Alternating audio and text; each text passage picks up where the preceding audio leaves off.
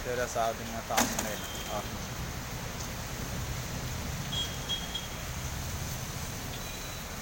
അപ്പോൾ ഇങ്ങനെ ഇറങ്ങി വന്നിട്ട് പടക്കം തട്ടണം പോയിട്ട്. ഞാൻ ആകെ ഒരു എൽബോളൂ, ആ എൽബോ പരിപാടി ചെയ്യോ അവിടെ കൊണ്ടിട്ട് ഈടേണ്ടി അല്ലേ?